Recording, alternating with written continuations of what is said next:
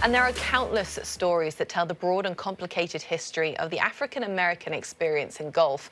The National Black Golf Hall of Fame is another one of those stories and is a tale of perseverance, commitment, and of a family that refuses to forget the past. Here's Damon Hack with more.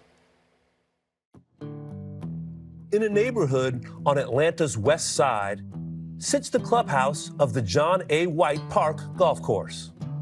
The 80-year-old red brick building serving as home to the story of one of black golf's most important and largely uncelebrated families.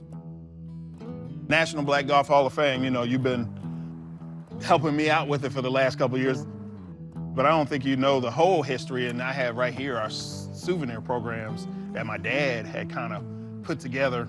How much pride do I have in my job? I mean, it's me. How many were first inducted into the first class? It was a lot. Wow. My dad always said, Wow. we had to make up for lost time. To honor history is to pass it along to the next generation. For Jeff Dunovant, chairman and president of the National Black Golf Hall of Fame, there's an even bigger reason to share those stories. John Shippen, Calvin Ted Pete. Rose, Calvin Pete, Pete Brown, Lee Elder, Charlie Sifford, Wow. Arnold Palmer, That's in amazing. the first induction The first class. induction, yeah, that's a big deal. Yeah. Thank you for calling John A. White Park Golf Course, home of the First Tee Metro Atlanta. This is Jeff. How may I serve you? Jeff Dunovant is a rarity in golf. Of the nearly 29,000 PGA of America professionals, fewer than 1% are African Americans. Oh, yeah. And along with his father, Harold, a pioneer who became the first African American to graduate from the PGA's business school, they are, to this day, the only black father and son PGA members in history. He was the golf professional at Casino Park in Flushing, New York, was the first black person to get a contract with the city of New York to manage a golf course. He was proud to be a PGA golf professional. I was proud to say, hey, my dad's a golf professional. A road less traveled by blacks, because it is so very difficult. He also played professionally on the black golf tours, but he never made it to the PGA Tour, and that was the best route for him to take. In 1986, Harold Dunovant founded the National Black Golf Hall of Fame as a way to celebrate and honor the accomplishments of black golfers.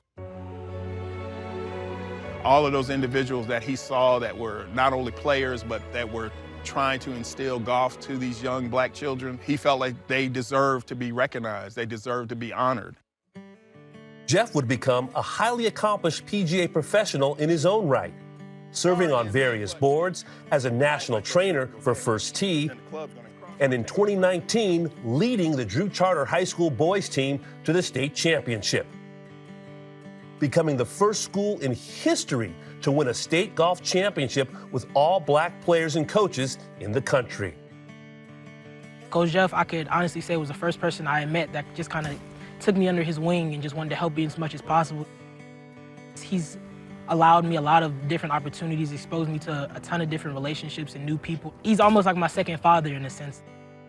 Jeff's commitment to the National Black Golf Hall of Fame, the organization that his father founded, honors his family legacy. And perhaps more importantly, continues to pass along a history that has been forgotten or simply ignored for so long. There's no brick and mortar building, but Harold Dunovant and now Jeff Dunovant, they've done a tremendous job of documenting all these great players. And that's why the Black Golf Hall of Fame is so important. We have to remember those on whose shoulders we stand. To know that our culture is being preserved, that all the younger kids that are now just picking up the sticks now have people to look up to and really just prove to them like, hey, this is possible. To the standard that he's going to preserve our legacy in this sport, I mean, it's amazing. To be executive director and president of the National Black Golf Hall of Fame, I mean, if the Lord took me away today, I'm totally satisfied. I know I was meant to do what I'm doing. I know I was meant to keep this legacy alive, but it's so important to me to keep it going for him.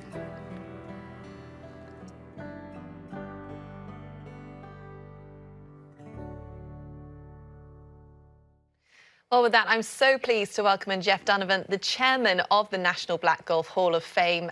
Jeff, really good to see you. Of course, your father, Harold, proudly established this back in 1986. Give us a sense of the mission of the National Black Golf Hall of Fame first.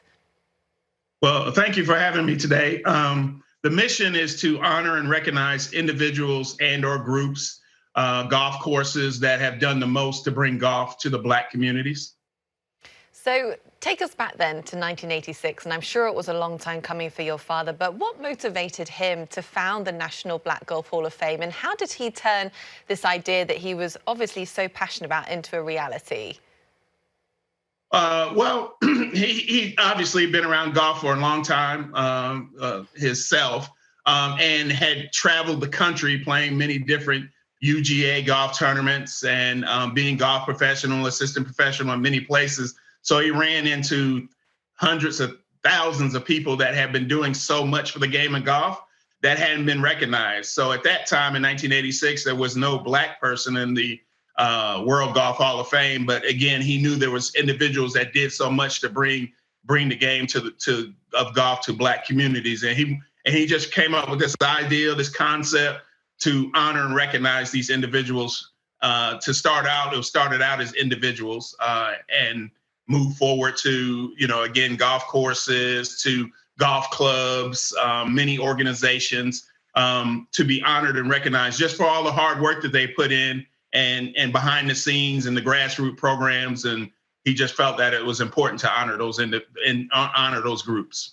And we saw there in that short film, the list of inductees, it's obviously something that is greatly respected and established in the Black community around the world of golf, and is something that is so important. I mean, in terms of your childhood and growing up outside of your father, who I know you called your lifelong guiding star, you certainly recognize the value in mentorship. Who were your big influences growing up?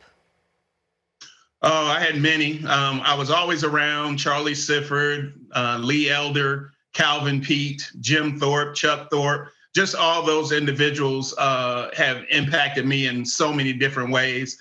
It was to me, they were all superstars and heroes to me. And for everyone to know the types of games they had.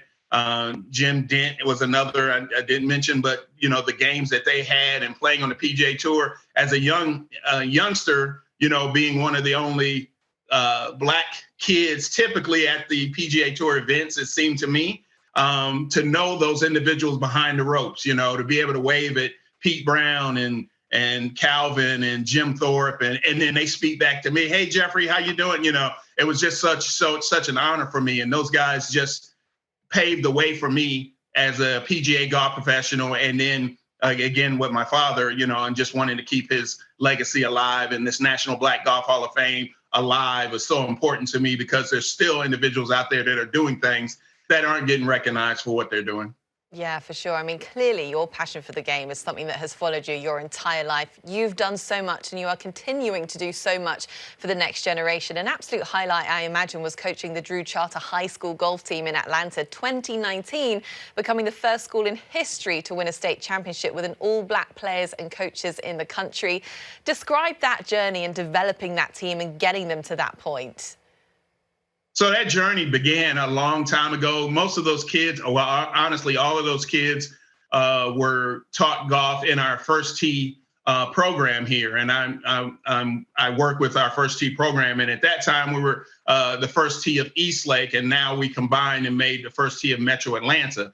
But as part of the First Tee of Eastlake program, there's the Drew Charter School, which you mentioned, which we gave the kids golf as PE. And this was long before the high school came on board. With the Eastlake community. So once the high school became a reality, those same children we were able to keep together and make an outstanding team, because they had been getting golf, again, probably most of them since third grade as a PE course all the way through high school. But obviously those particular kids took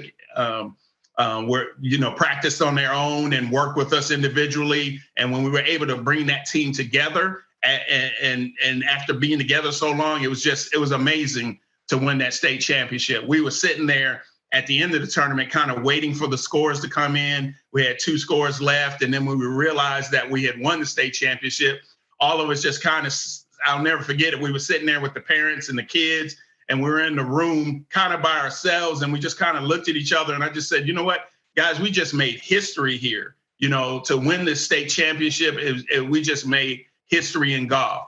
And, you know, it was just so amazing. And those kids some of them are now still playing college golf, and we still have contacts, and still Solomon Dobbs, who was on the piece, is one of those kids. He was the captain of our team. So it was really exciting. That is just amazing, Jeff. I can't imagine how proud you must feel of what you all achieved in that moment. What an amazing day that would have been for you. And just finally, before we let you go, I mean, there is so much that we could talk to you about. You have done so much. But, of course, your father was so dedicated to the game. And as you mentioned, you've served as a PGA professional for a long time. You've been in this game for all your life. How have you seen the game grow more diverse? And how much further is there still to go? Well, there's still a long way to go. You know, we're coming around a corner. I believe we're starting to have momentum going in the right direction at this point, and I'm excited about that direction. But I do know that there's still a lot of work to be done, and we need to take advantage of this momentum and put individuals in the right positions to keep the momentum moving forward. Whether it's again playing on tour, whether it's working in the industry, whether the Golf Channel or the USGA or the PGA Tour or the PGA of America, having these individuals get the opportunities to make a living in golf is so important. And I tell the kids all the time, you don't have to be a PGA Tour player to make a living in this game. You can be like Coach Jeff and be a PGA golf professional and teach other kids. You can manage golf courses. There's just so much opportunity in this game of golf. And I just want to share it with all of them. And now that those opportunities, the doors are cracking and opening a little bit for them, now it's time for them to kick it in and take advantage of those opportunities. Well, Coach Jeff, it has been so good to talk to you. Keep doing what you're doing. You are an absolute inspiration in this game, and we really appreciate your time. So thanks again.